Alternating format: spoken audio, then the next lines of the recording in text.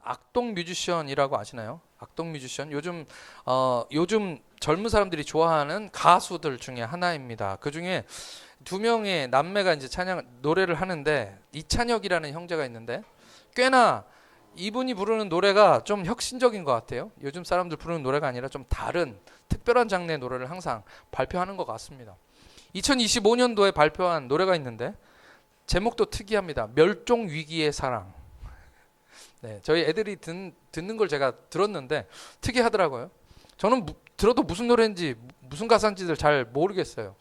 그런데 무슨 뜻인지도 사실 알 수 없는 그런 노래인데 반복해서 나오는 가사 중에 뭐가 있냐면 종말론, 종말론 이런 말이 나옵니다. 제가 목사기 때문에 그 종말론이라는 말이 귀에 들리니까 무슨 노래일까 궁금해서 제가 한번 찾아봤는데, 찾아보니까 가사가 꽤나 의미가 기독교 관점으로 세상의 사랑을 노래하는 그런 노래였습니다. 굉장히 생각보다 깊다라는 그런 느낌을 제가 받았습니다. 사랑의 종말론이란 가사가 나오는데, 사랑의 종말론이라는 이 가사는 어찌 들으면 사랑의 정말로로 들립니다.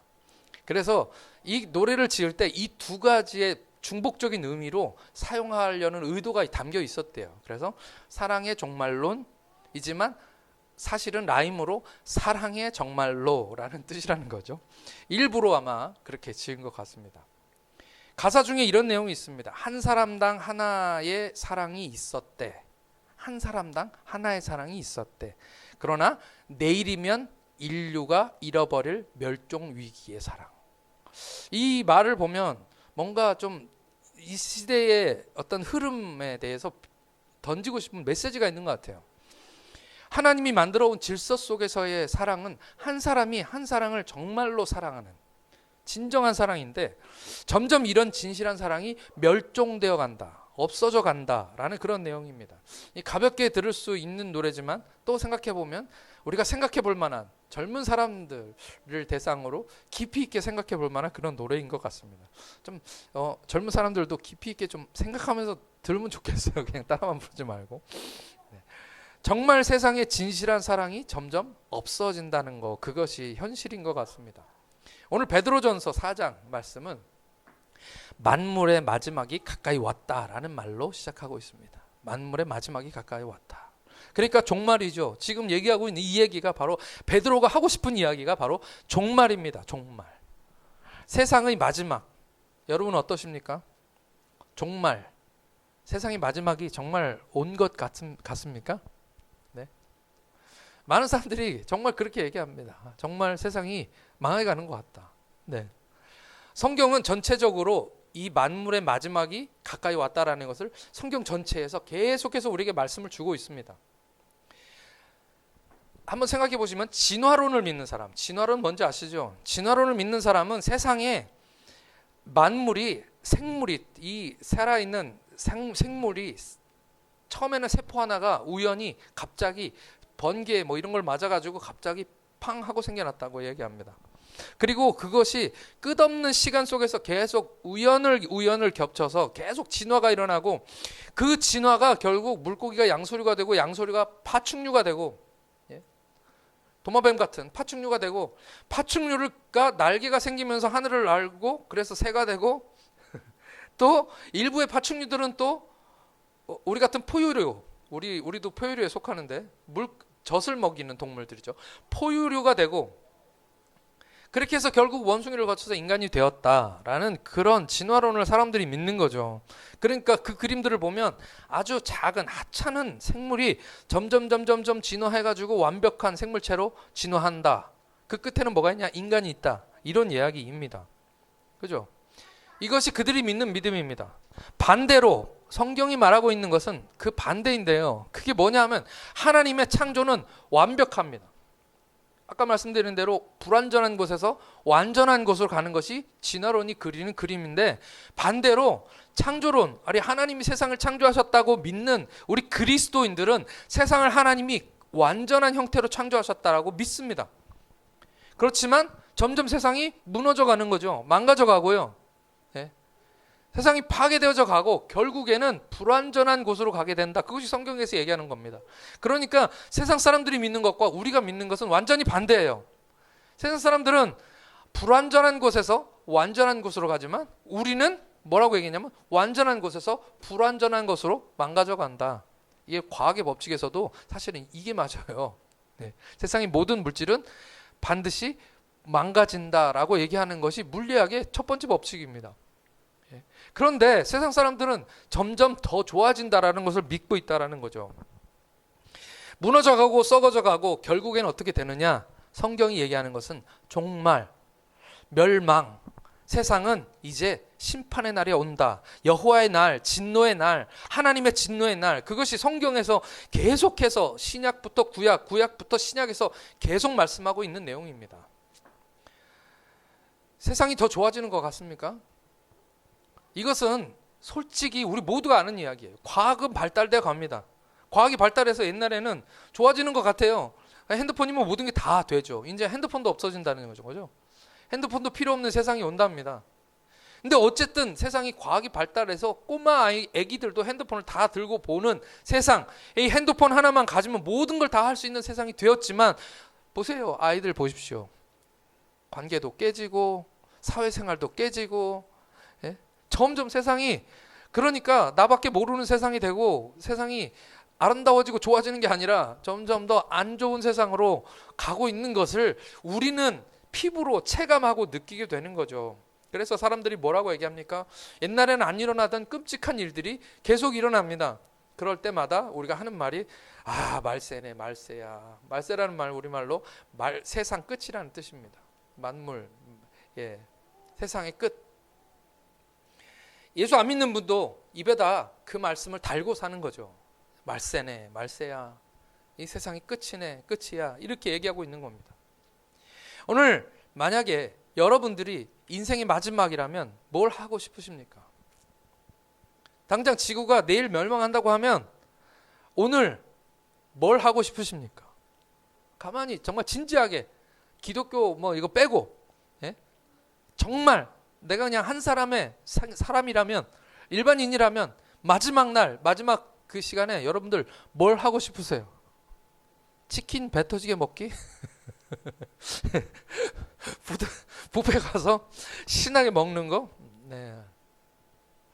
에버랜드 가가지고 신나게 정말 모든 걸 다 떼놓고 신나게 놀고 싶은가? 아니면 멋진 휴양지나 멋진 호텔에 가서 마지막 만찬을 즐기거나 마지막 인생을 즐기고 싶으십니까? 진지하게 한번 생각해 볼 필요가 있다는 거죠. 오늘 말씀에는 여러 권면들이 나오는데 오늘 이 말씀 속에서 딱 두 가지만 여러분들과 함께 나누려고 합니다. 두 가지 무엇입니까? 7절 말씀 우리 함께 같이 읽겠습니다. 시작. 만물의 마지막이 가까이 왔으니 그러므로 너희는 정신을 차리고 근신하여 기도하라.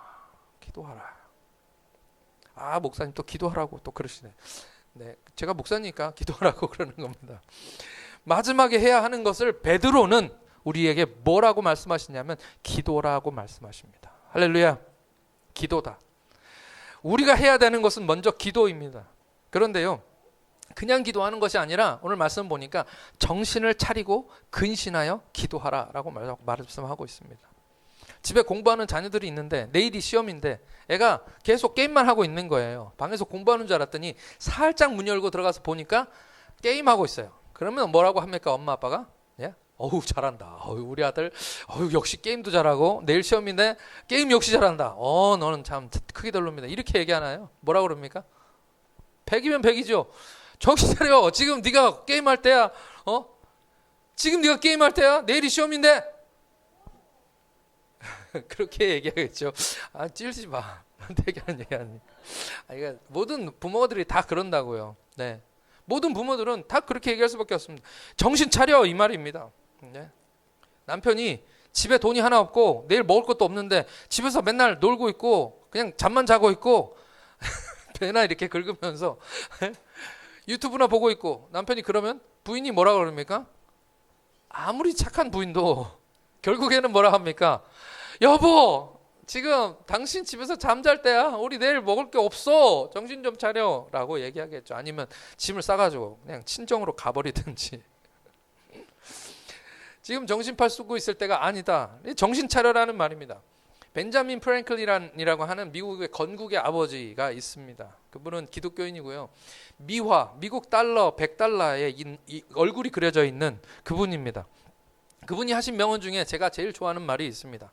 100년을 살 것처럼 일하고 내일 죽을 것처럼 기도하라. 네. 참 맞는 말인 것 같습니다. 내가 100년을 살 수 있다고 생각하면 열심히 일하겠죠. 당장 내일 죽을 게 아니기 때문에 열심히 일할 겁니다. 내가 당장 내일 죽는다고 하면 오늘 나가서 일할 필요가 없죠. 그죠? 네. 100년을 살 것처럼 생각하고 일하라. 네. 그것은 미래를 위해서 준비하라는 말입니다. 그런데 기도는 어떻게 해야 되느냐? 내일 죽을 것처럼 기도하라. 네. 내일 죽을 거라고 병원에서 당신 내일 죽을 거예요. 라고 얘기하면 당장 펑펑 울면서 살려달라고 기도하게 되겠죠. 예? 그것이 우리에게 있어야 되는 정신이다라고 얘기하는 것입니다. 만물의 마지막이 가까이 왔으니, 만물의 마지막이 이제 가까이 왔으니까 정신 차리고 기도해라. 이제 끝날 때가 다 되었다. 시간이 없다라고 얘기하는 것입니다. 교회는 만민이 기도하는 곳입니다. 그래서 사람들은 교회 오면 울면서 기도합니다. 교회 울면서 기도해요. 소리내서 기도하고요. 저희 교회는 그래서 대예배 때도 다른 교회는 그렇게 잘 안 하는데 저희 교회는 하나님 앞에서 우리가 폼 잡을 거 뭐가 있습니까? 절박하면, 목마르면, 내가 하나님 앞에 간절하면, 오늘 찬양한 것처럼 갈망이 내 속에서 솟아나면 하나님 앞에 나가 부르짖는 겁니다. 기도는 마음 편하고 속 편한 사람들은 멋있게 해요. 주님 감사합니다. 뭐 이렇게 멋있게 해. 예? 그럴 수 있어요. 그런데 당장 내일 죽을 거라고 내가 생각한다면 그 갈망함으로 나올 때 정말 내 사회적 지위나 신분이나 그런 거 상관없이 하나님 앞에 나가서 정말 전심으로 통곡하며 울며 부르짖으며 기도하게 되겠죠. 그게 바로 그리스도인입니다. 그래서 우리 교회는 주일날 뭐 이런 거 상관없습니다. 내가 기도하고 싶으면 뜨겁게 하나님께 더 갈망에 부르짖고 기도하는 겁니다. 하나님께 요청하고 부탁하고 들어주고 싶은 이야기가 있으면 더 간절하게 기도하는 거죠. 솔직히 말하면 집에서 소리 질러서 기도할 수 있습니까? 어디서 우리가 소리 질러서 기도할 때가 있어요? 교회니까 와서 소리 질러서 기도하는 겁니다. 그래서 교회는 울부짖는 소리가 가득해야 됩니다. 할렐루야. 우리 교회는 항상 통성으로 기도할 겁니다. 그래서 소리내서 기도할 겁니다. 집에서 조용히 기도할 때 여러분들 그렇게 기도하세요. 조용히 하셔도 되고 뭐 크게 기도할 수 없으면, 그런데 기도할 곳이 없으면 교회 오십시오. 제가 비밀번호 가르쳐 드릴게요. 교회 와서 하나님께 간절히 기도하시면 됩니다. 갈급한 마음 있으면 하나님 내 아픈 것을 고쳐주십시오. 하나님 우리 어려운 상황을 지켜주십시오. 미래가 불투명하면 하나님 미래의 불투명한 것 하나님 채워주십시오. 그 갈망한 그 목마름을 가지고 어디 가서 기도합니까? 교회 와서 기도하셔야죠. 그래서 교회는 만민이 기도하는 교회입니다. 길 가는데 우리 아이 옛날에도 그런 일이 있었어요. 애들을 키우면 다 똑같은 일을 경험합니다. 길을 건너는데 애가 갑자기 확 뛰어서 길로 들어갔어요. 앞에선 차가 확 오는 거예요. 그러면 우리가 젠틀하게 얘야 그러면 안 되지 이렇게 얘기합니까? 예? 뭐라 그래요? 애가 갑자기 큰일을 당하게 생기면 우리가 어떻게 합니까? 야 소리 지르는 거죠. 뭐 그럴 때는 뭐 체면이고 뭐가 없습니다. 애를 구하기 위해서 소리부터 지르는 거죠. 갈급한 심령은 바로 그런 것이에요. 당장 큰일 났는데, 당장 아픈데 하나님께 나가서 부르짖어서 기도해야죠. 성경에 보면 왕도 기도합니다. 히스기야는 자기가 당장 죽는다고 떨어지니까 어떻게 해요? 그냥 왕이고 뭐고 체면도 없이 하나님께 가서 울부짖는 겁니다. 하나님 살려주십시오. 그때 하나님이 그를 15년을 연장해 주셨습니다. 할렐루야. 우리가 의지할 것이 없으면 하나님께 나아가 부르짖는 것입니다. 그때 하나님께서 들어주시는 것이죠. 하나님이 부르짖으라고 말씀하셨습니다. 이 부르짖으라 영어로 cry out입니다. cry out. 소리 지르라는 거죠. 예? 부르짖어서 기도하라. 너는 내게 부르짖으라. 내가 응답하겠고 네가 알지 못하는 크고 비밀한 일을 내게 보이리라. 할렐루야. 그것이 하나님께서 우리에게 주시는 말씀입니다. 좋은 교회는 조용한 교회가 아니라고 저는 믿습니다. 우리 교회는 시끄러웠으면 좋겠습니다. 기도하는 소리로 항상 북적거렸으면 좋겠고요. 사람들이 와서 찬송하느라고 시끄러웠으면 좋겠고요. 애들이고 어른들이고 와서 떠들고 즐겁게 지내느라고 늘 북적거리는 그런 교회 되기를 예수님으로 축복합니다. 아멘. 오늘 우리 교회는 약간 좀 조용한데 앞으로 하나님께서 우리 교회를 그런 사람들로, 목마른 심령들, 갈망한 심령들로 가득 채워주셔서 멀리서도 아우 저희 교회는 왜 이렇게 시끄러워 하는 그런 교회 될 수 있게 되기를 예수님의 이름으로 축복합니다. 급하지 않으면 기도할 필요 없습니다. 오늘 만물의 마지막이 가까이 왔으니, 마지막이니까 기도해야 되는 겁니다. 시간이 없으니까 베드로가 기도하라고 말씀하시는 겁니다. 베드로가 이렇게 얘기하는 이유가 있습니다. 이건 베드로가 쓴 성경이죠. 예수님이 그 인생의 마지막 때예요. 예수님 돌아가시기 직전에 예수님도 급하시니까 겟세마네 동산에 올라가서 기도하셨습니다. 예수님 돌아가시기 전날이었어요. 그날 겟세마네 올라가서 기도하실 때 그냥 기도하신 것이 아닙니다. 간절히 기도하셨어요. 간절히. 어떻게 간절히, 성경에 보니까 뭐라고 되어 있냐면 땅이 핏방울 같이 되도록 기도하셨다. 사람들 보기에 그 땀이 얼마나 뜨겁게 하나님 기도하셨는지 진짜 피가 됐는지는 잘 모르겠습니다. 근데 성경에 그렇게 되어 있어요. 땀이 핏방울 같이 되도록 기도하셨다. 그때 그렇게 간절하게 예수님이 기도하시는데 베드로에게 말씀하셨어요. 너 여기에 머물러 함께 깨어 있어라.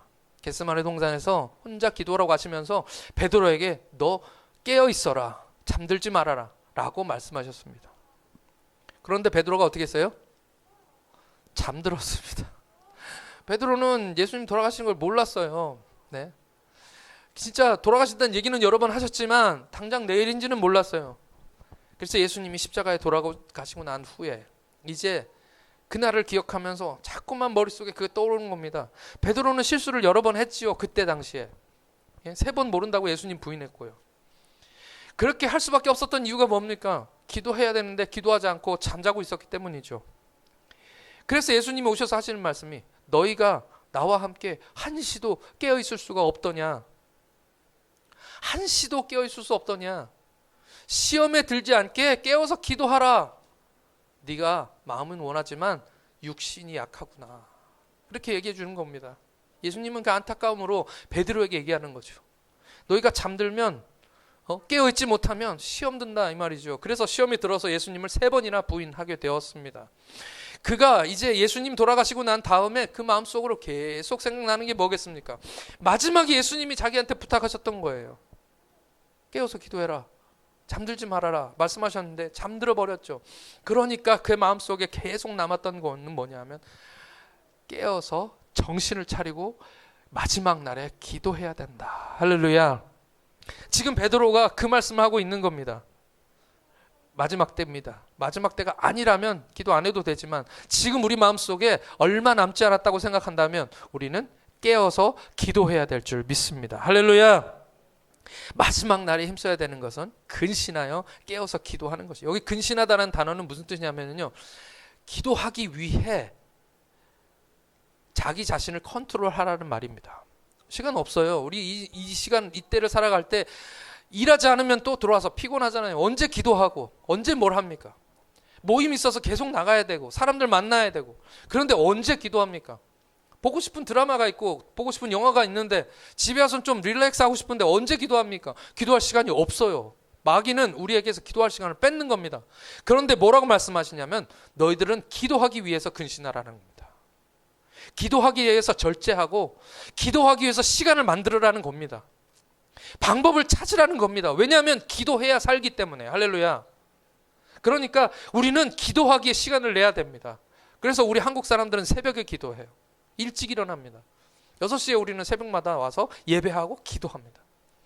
예배 끝나고 나면 우리는 30분 정도 예배를 드리는데 그리고 나서 30분 정도 여기서 꼭 기도를 합니다. 통성으로 기도합니다. 남들 기도하는 소리 듣지 말고 내 하는 기도로 함께 기도합니다. 함께 소리 질러서 기도하면 내가 기도하는 거 더 하나님이 나에게 은혜 주시고요. 함께 기도할 때 따로따로 기도하지만 그때 거기에서 하나님의 은혜를 또 주십니다. 그래서 한국 사람들은 새벽 기도하는 걸 좋아해요. 우리 교회도 그래서 새벽 기도를 시작했습니다. 일주일에 4번이지만 딱 집중해서 시간을 만들어서 기도하시는 저와 여러분들 되시길 축복합니다. 말세에 힘써야 되는 거 두 번째가 무엇입니까? 8절입니다. 8절 말씀 같이 읽겠습니다. 8절 시작. 8절 말씀. 다음 말씀 없어요? 위로 올라가면 위에 아니 본문. 네. 예, 8절 말씀 시작. 무엇보다도 뜨겁게 서로 사랑할지니 사랑은 허다한 죄를 덮느니라. 아멘. 두 번째 말씀하시는 거, 첫 번째는 기도하라고요. 두 번째는 사랑하라입니다. 사랑하라. 사람이 죽을 때 무슨 생각을 할까요? 사람이 죽는 마지막 순간에 사람들이 이걸 조사했대요. 뇌파 검사를 해본 거죠. 사람이 죽을 때 그냥 머리가 정신을 놓고 그냥 싹 죽는 것 같지만 뇌파를 측정해 보니까 기억을 담당하는 뇌파가 엄청나게 증가한대요. 막 폭발적으로 증가한대. 죽기 직전에. 그래서 사람들이 이게 뭐냐라고 했더니 기억을 담당하는 뇌가 막 돌아가는 거예요. 그러니까 뭡니까? 우리나라 말로 주마등이라고 하죠. 주마등 같이 지나간다. 갑자기 어떤 큰 일을 당했을 때 내 기억들이 옛날에 있었던 일들이 주마등처럼 지나간다. 뭐냐면 주마등은 말을 달릴 때 지나가는 가로등들이에요. 말을 요즘은 저녁에 차 타고 다니면 가로등이 막 지나가잖아요. 내가 가지만. 그러니까 내 머릿속에 스쳐 지나가는 옛날 기억들, 그걸 얘기하는 겁니다. 그러니까 여기 사람이 죽을 때 무슨 일이 일어나냐면 폭발적으로 내 뇌가 옛날 기억들을 떠올린다는 거예요. 무슨 기억들이 떠올릴까요? 무슨 기억들이? 내가 만약 죽는다고 하면 내 머릿속에 무슨 기억들이 떠올릴까요? 치킨? 자꾸 치킨 얘기를 제가. 먹는 거 기억나지 않습니다. 예. 머릿속에 떠오르는 일이 무슨 생각들이 기억날까요? 사람이 기억나는 겁니다. 할렐루야. 다 사람이에요. 내가 미워하는 사람들 생각 안 날 겁니다. 무슨 생각들이 날까요? 내가 사랑했던 사람들, 나를 사랑해줬던 사람들, 어릴 때 우리 부모님들, 엄마 아빠, 어릴 때 내 기억들, 내 친척들, 내 자녀들과 함께 즐겁게 지냈던 그 생각들이 마지막 그 순간 죽어갈 때 그 기억들이 머릿속에 계속 떠오르는 겁니다. 그리고 기억들이 떠오를 때 사람들이 죽을 때 무슨 생각들을 하냐면요. 행복한 기억들을 막 떠올리지만 또 한 가지는 뭐냐 하면 미안하다. 내가 그러지 말았어야 되는데. 사람들은 다 죽을 때 똑같아집니다. 저희 어머니 돌아가실 때도 그랬어요. 저희 어머니도 마지막에 하신 말씀이 미안하다였습니다. 미안하다. 왜? 뭐가 미안해요? 내가 더 사랑할 수 있었는데 못했으니까 미안하다. 그거죠. 마지막 순간에도 우리 머릿속에 기억하는 것은 사랑입니다. 제가 어떤 영상을 봤는데 그렇게 써 있어요. 만약 여러분 핵폭탄이 터지는 것도 눈으로 본다면 이미 늦은 겁니다. 왜냐하면 핵폭탄이 터지는 순간 가장 먼저 오는 것은 그 폭탄의 그 위력이죠. 8초 안에 모든 것이 사라집니다. 그러니까 그 핵폭탄을 얘기할 때 그런 얘기를 하는 거예요. 만약 여러분들이 눈앞에서 핵폭탄이 터지는 걸 본다면 여러분 옆에 있는 사람을 꼭 안아주세요. 네. 그것밖에 할 수 있는 일이 없다라는 거죠. 마지막 순간에 내가 해야 되는 일도 사람들이 얘기하는 것이 사랑하는 일입니다. 후회하지 않도록 사랑하는 것. 세상에서 가장 아쉽고 속상하고 후회되는 것은 더 사랑할 수 있었는데 사랑하지 못했던 것이 가장 후회스럽고 안타까운 일이죠. 그래서 이 베드로는 마지막이다. 이제 마지막이다. 그러니까 우리가 해야 될 일은 뭐냐면 사랑하자라고 얘기하는 겁니다. 그냥 사랑하는 게 아니고요. 뜨겁게 사랑하자. 우리는 그리스도인입니다. 우리 그리스도인이 세상과 다른 게 뭡니까? 내가 예수를 믿어요. 근데 예수 안 믿는 사람들과 다른 게 뭡니까? 우리는 맨날 교회에서 사랑 얘기하잖아요. 그죠? 그리고 우리는 하나님의 사랑이 뭔지를 알아요. 하나님이 나를 어떻게 사랑하시는지 알고 있습니다. 그리고 그 사랑이 너무너무 고맙고 감사합니다. 그 사랑이 뭔지를 안다는 거죠. 옛날 농담 하나 제가 해드리겠습니다. 옛날 좀 지난 농담인데 예쁜 여자하고 못생긴 남자가 걸어가고 있어요. 그러면 사람들이, 우리 한국 사람들이 뭐라 그러냐면, 아, 못생긴 남자, 저 남자 돈이 많은가 보다.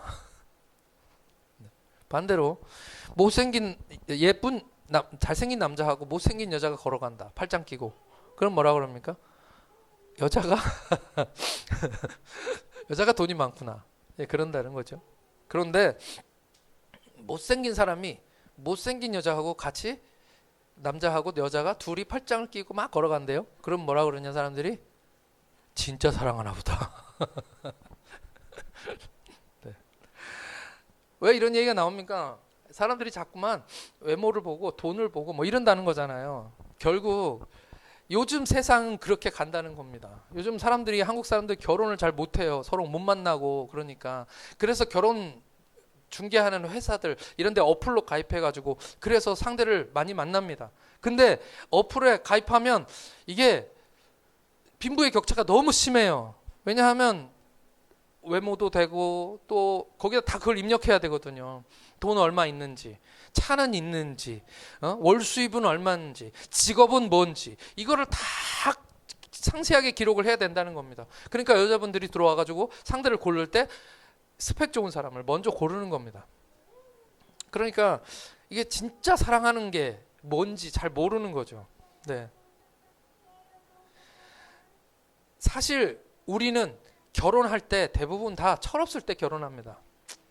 예, 다 어렸을 때 결혼하잖아요. 그렇죠? 요즘은 좀 늦게 한다고 하지만 그래도 우리 한국말로 결혼 안 하면 아직 애입니다. 그래서 잘 몰라. 철이 없어요. 네, 화가 났잖아요. 애기도 화가 났어요. 네. 네, 철없을 때 결혼하는 거죠. 그렇게 둘이서 결혼해가지고 어떻게 됩니까? 진정한 사랑을 알게 되는 건 언제냐면 아기가 태어난 후입니다. 그죠?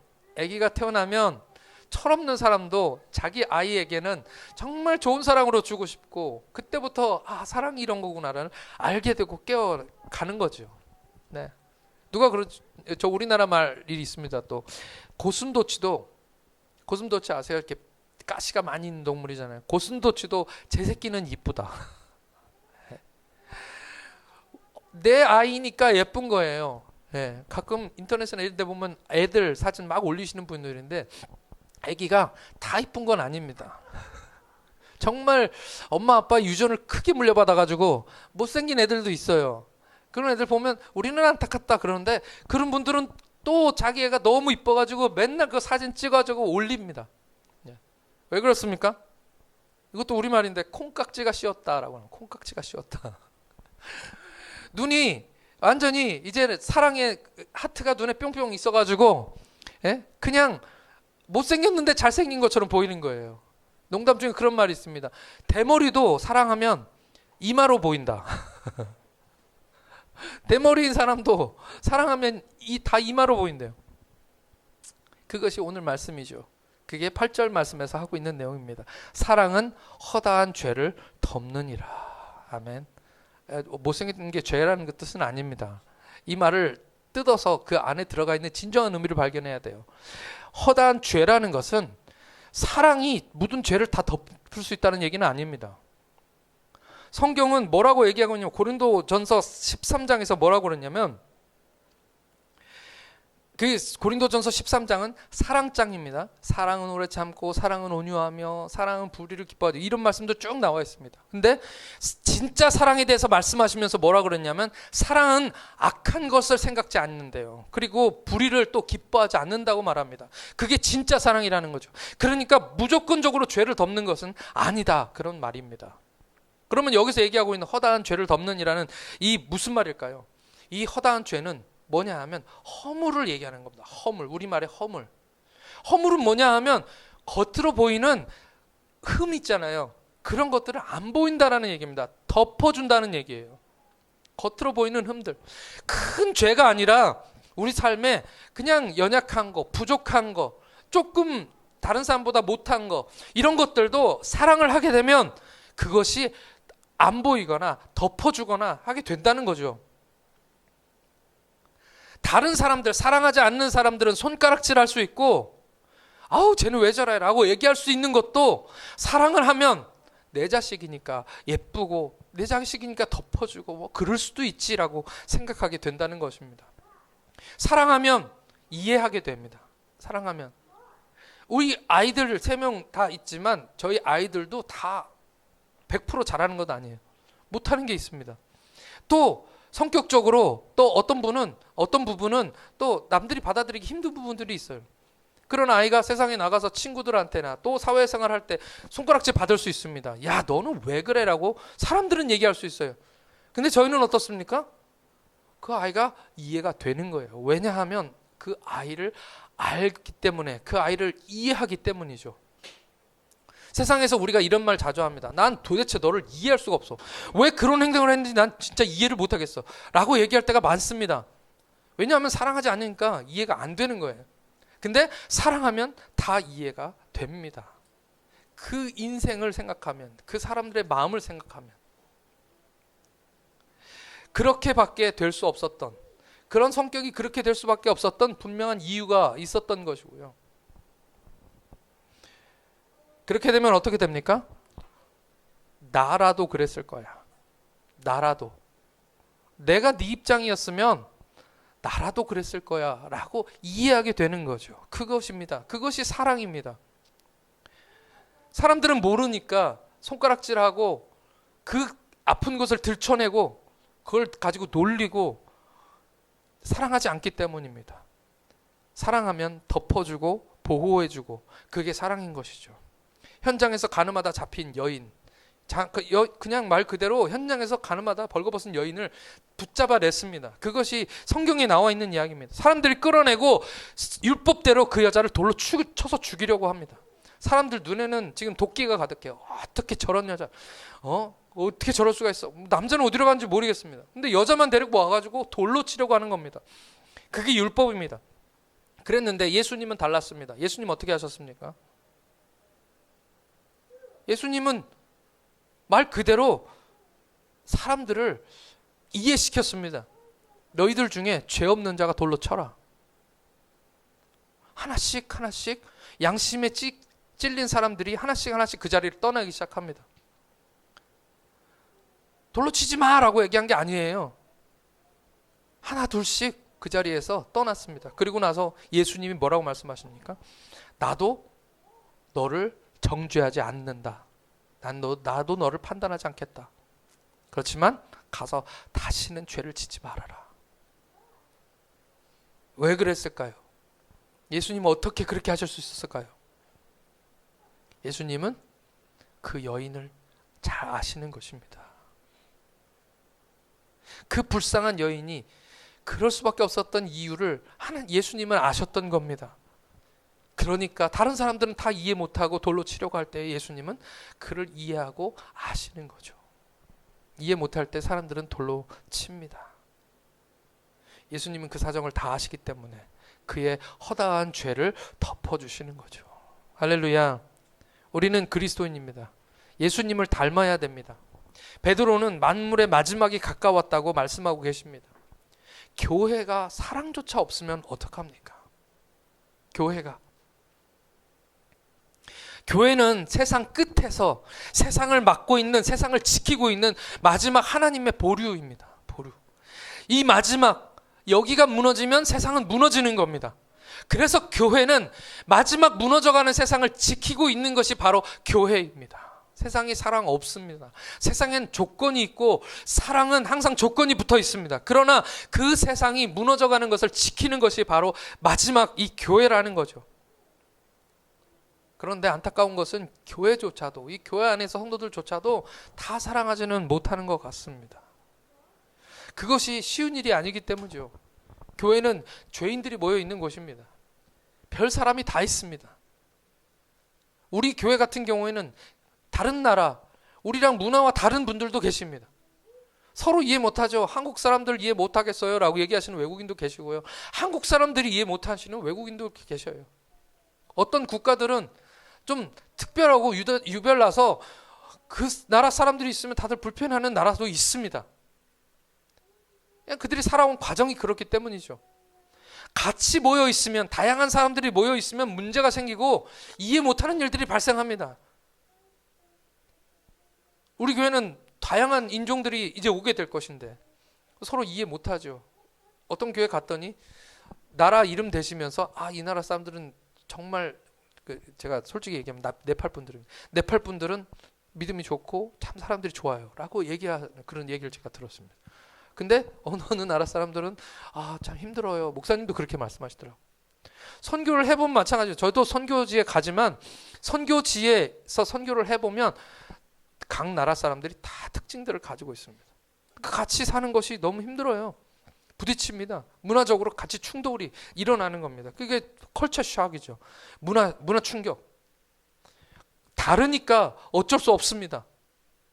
애와 어른이 다르고요. 우리 한국 사람도 경상도와 전라도 사람이 다르고요.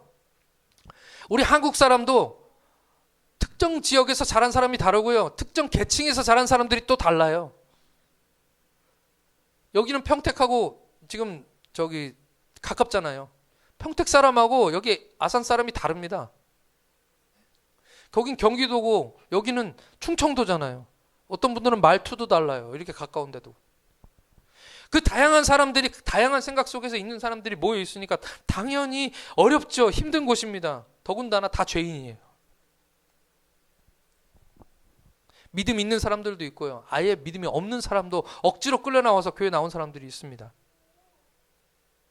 성격 좋은 사람이 있고 상처가 많은 사람들이 있고 또 쉽게 상처받는 사람이 있습니다. 별 얘기도 아닌데 갑자기 삐지고. 어떤 교회는 집주인과 세입자가 함께 있어요. 부딪히죠.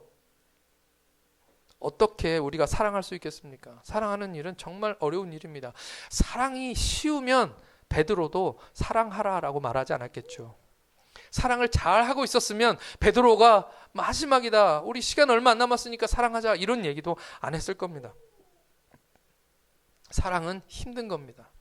그래서 한국의 어떤 옛날 노래 가사는 뭡니까? 사랑은 눈물의 씨앗이랍니다. 사랑하면 눈물이 나는 겁니다. 사랑하면 아파야 되는 거죠.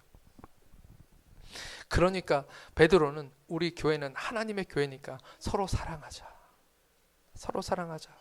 그냥 사랑하라고 하시는 것이 아니라 뜨겁게 서로 사랑하라. 그렇게 말씀하시는 것입니다. 사랑하시는 저와 여러분들 되시길 축복합니다. 우리 교회는요, 그랬으면 좋겠어요.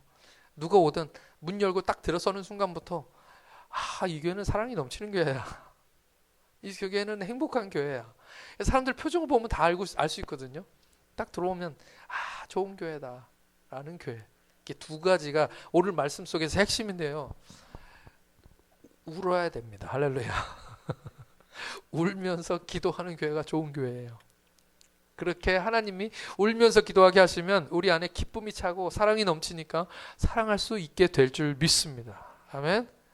이 두 가지가 다 있는 교회가 좋은 교회입니다. 저는 가끔 제가 설교하다가 많이 울거든요. 하나님이 제게 감동 주시면 저는 잘 우는 편입니다. 근데요, 정말 행복한 얼굴은 웃는데 눈물 나는 거예요. 그죠? 네? 저는 그게 참 좋은 것 같아요. 삶이 힘들고 고달프고 어렵지만 하나님 앞에 와서 기도하면 하나님이 내 안에 막 생명 주시잖아요. 내 안에 힘 주시잖아요. 그러니까 감사하니까 기쁨의 눈물로 바뀌는 거죠. 그 은혜가 여러분 가운데 있기를 예수님의 이름으로 축원합니다. 만물의 마지막이 가까웠다는 것을 기억하십시오. 만물의 마지막이 가까웠다는 거. 시간이 별로 없다라는 거. 이제 기도할 시간도 별로 없고 사랑할 시간도 별로 없다라는 것을 기억하시기 바랍니다. 한 주 내내 여러분들이 마음속으로 요즘에 종말 얘기하면 사람들이 뭐 종말론자야, 광신자야 이렇게 얘기할 수 있습니다. 근데 이게 사실이에요. 우리가 부인할 수 없는 사실입니다. 만물의 마지막이 가까워온 것은 사실입니다. 시간이 얼마 안 남았으니까 지금 우리가 해야 되는 것은 기도하자. 그리고 근신하여 정신 차리고 기도하면서 다른 일들을 제쳐놓고 이제는 기도하는 일에 집중하자. 기도하시는 여러분들 되시기를 축복합니다.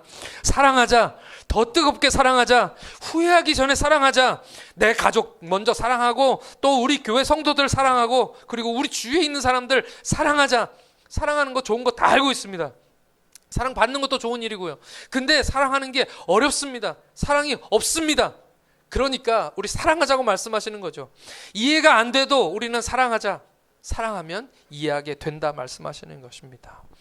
허물, 연약함 덮어주고 가려주고 잊어주고 그리고 사랑하자. 진짜로 사랑하시는 저와 여러분들 되시길 축복합니다.